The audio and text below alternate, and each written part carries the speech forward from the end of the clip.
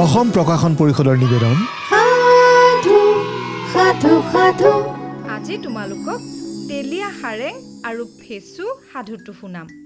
টুকুৰাই বিশ্বাসঘাতকতা কৰাৰ পাছত চৰাইবিলাকে দেখিলে যে সিহঁতক এজন ৰজা লগা হ'ল, নহ'লে আৰু নচলে। ইমানবিলাক চৰাইৰ ভিতৰত যেতিয়াই যাৰে যিহকে মন যায় সি তাকে কৰে। কাৰো হাক বচন কোনেও নুশুনে, কোনেও নেমানে। চুৰি ডকাইতি, মিছা কোৱা আদি অধৰমৰ কাম সিহঁতৰ ভিতৰত ইমান বাঢ়ি আহিবলৈ ধৰিলে আৰু সকলো ইমান উদ্দণ্ড হৈ উঠিল যে ৰজাৰ শাসন লগা হ'ল। সেই দেখি সিহঁতক ধৰমমতে শাসন পালন কৰিবলৈ সিহঁতে সিহঁতৰ ভিতৰতে এজনক ৰজা পাতিবলৈ থিৰ কৰি সকলোকে জাননী দিলে। ৰজাৰ লক্ষণ গাত থকা তেলিয়া সাৰেঙকে ৰজা পাতিবলৈ মন কৰি ভাল দিনবাৰ চাই শুভক্ষণত ৰাজপাটত বহুৱাবলৈ থিৰ কৰিলে। এই বাতৰি লৈ গৈ তেলিয়া সাৰেঙক দি আহিবলৈ কাউৰীৰ গাত বাব পৰিল। কাউৰীয়ে তেলিয়া সাৰেঙৰ ওচৰ পাই উলগ লৈ ক'লে, আপোনাৰ ওচৰলৈ ৰাইজে মোক পঠিয়াই দিছে। তেলিয়া সাৰেঙে ঘৈণীয়েকক মাত দিলে, শুনিছানে?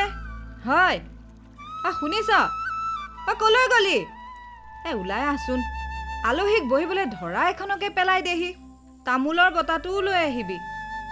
গিৰিয়েকে মতা শুনি তেলিয়া সেৰেঙনিয়ে লচপচকৈ আনি তামোলৰ বটাটো মাটিত থৈ বেৰত আঁৰি থোৱা মেৰ ধৰা এখনি পাৰি দিলত কাউৰী তাতে বহিল। কাউৰীয়েনো ৰাইজৰ পৰা কি আজ্ঞা আনিছে এই কথা তেলিয়া সাৰেঙে কাউৰীক সোধাত কাউৰীয়ে পুনতে আশাৰ চেৰে কা কা কৰি ডিঙিটো খৰিকাই লৈ মাত লগালে। ৰাইজ বুলিলেই ৰজা, ৰাইজৰ হুকুমত পিঠপি ফাট মেলে। এতেকে কা কা কা, ৰাইজৰ হুকুম শিৰত লৈ মই আহিছোঁ। বৰ ভাল বতৰা, কা কা কা, কিবা বোলে এনে খবৰ? ৰাইজে আপোনাক সকলো চৰাইৰ ওপৰত ৰজা পাতিবলৈ মনোগত কৰি মোক পঠিয়াই দিলে।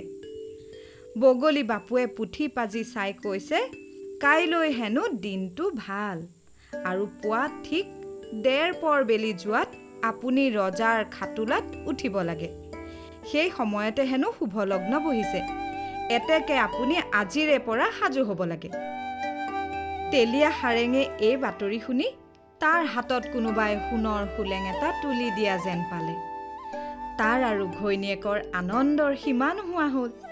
আৰু আনন্দৰ লগে লগে তেলিয়া সাৰেঙে ভাবিলে যে এতিয়া ৰজাৰ যোগ্য ভাৱ গতিৰে তাৰ চলা উচিত।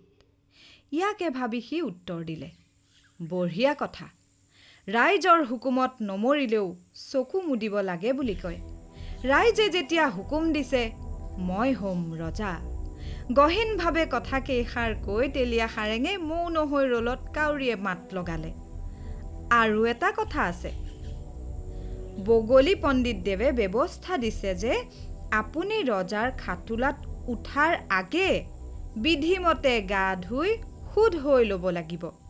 সেই দেখি এজকা তেল ওচৰতে জুইত উতলাই ৰখা হ'ব আৰু আপুনি সেই তেলতে প্ৰথমতে জুবুৰা এটা মাৰিহে খাটোলাত উঠিব পাৰিব। কথাষাৰ শুনি তেলিয়া সাৰেঙে ভাবিলে, কি সৰ্বনাশ, কি সৰ্বনাশ! তপত তেলত জুবুৰা মাৰিবলৈ গ'লে যে গাৰ ছাল যাব। গিৰিয়েকে অলপ ভাবি থকা দেখি ঘৈণীয়েকে ক'লে, আপুনি একো চিন্তা নকৰিব, মই আপোনাৰ গাত ভালকৈ মাহ হালধি ঘঁহি দিম। তপত তেল আপোনাৰ গাত পিচলি যাব, নেলাগে। ইয়াৰ পিছত কাউৰী গুচি গ'ল। তেতিয়াৰে পৰা তেলিয়া সাৰেঙে ৰজা হলোৱেই বুলি ভাবি কথা বতৰা, উঠা বহা, ফুৰা চকা আদি কামবোৰ গধুৰকৈ কৰিবলৈ ধৰিলে। পিছদিনা পুৱাই সি হাত মুখ ধুই নাপিত মতাই আনি দাড়ি মূৰ খুৰুৱাবলৈ বহিল। ৰজাৰ গঢ়েৰে গধুৰকৈ লাহে ধীৰে তেলিয়া সাৰেঙে দাড়ি মূৰ খুৰুৱাই থাকোঁতেই সিফালে ১:৩০ পৰ হৈ শুভলগ্ন উকলি যাবলগীয়া হ'লগৈ। মৌৰা, শগুন, চিলনী, কাউৰী, বগলী, হাঁহ, মইনা, শালিকা, ভাটৌ আদি চৰাইবোৰে বাট চাই আছে। তেলীয়া সাৰেং আহিব, আহি সি তপত তেলত জুবুৰা মাৰিব, মাৰি ৰজাৰ খাটোলাত উঠিব আৰু সিহঁতে তাক ৰজা বুলি আঁঠুলৈ সেৱা কৰিব। কিন্তু ইফালে তেলীয়া সাৰেঙৰ তেতিয়াও দাড়ি মূৰ খুৰোৱা শেষেই নহ'ল। জোৰা জোৰে চৰাই তেলীয়া সাৰেঙক মাতিবলৈ আহিছে। সিফালে লগ্ন উকলি যায়, তথাপি তাৰ গায়েই নলৰে। শেষত চৰাইবোৰ নিৰুপায় হৈ মূৰে কপালে হাত দি বহি আছে। এনেতে সমজুৱাৰ মাজৰ পৰা ফেচুৱে একে দুপেই উঠি হাতজোৰকৈ ৰাইজক ক'লে, ৰাইজসকল, তেলীয়া সাৰেং নাহিল নাই, ময়ে ৰজা হ'ম।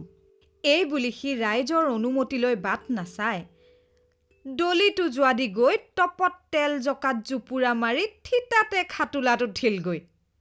সকলো সভাসদে কামটো কি হ'ল প্ৰথমতে ভালকৈ তৰ্কিবই নোৱাৰিলে। খন্তেকৰ পিছতে তেওঁলোকে ফেচুৰ পৰম বিক্ৰম আৰু সাহ দেখি হৈধ্বনি দি তাক শলাগিবলৈ ধৰিলে আৰু নিজৰ ৰজা বুলি সকলোৱে ফেচুৰ আগত আঁঠু ল'লে। তেলীয়া সাৰেং দাড়ি মূৰ খুৰোৱা ঠাইতে থাকিল। ইয়াৰ আগেয়ে হেনো ফেচুৰ বৰণ বগা আছিল, কিন্তু সেই টপত তেলত জুবুৰা মাৰিবৰ দিনৰে পৰা তাৰ বৰণ ক'লা হ'ল বুলি বুঢ়া লোকে কয়। তেলীয়া সাৰেং আৰু ফেচু সাধুটোৰ পৰা আমি কি বুজিলোঁ তেনেহ'লে? শুভ কাৰ্য শীঘ্ৰ কৰি কৰিবা শুনাই, বিলম্বত কাৰ্য নাশ জানিবা সদায়।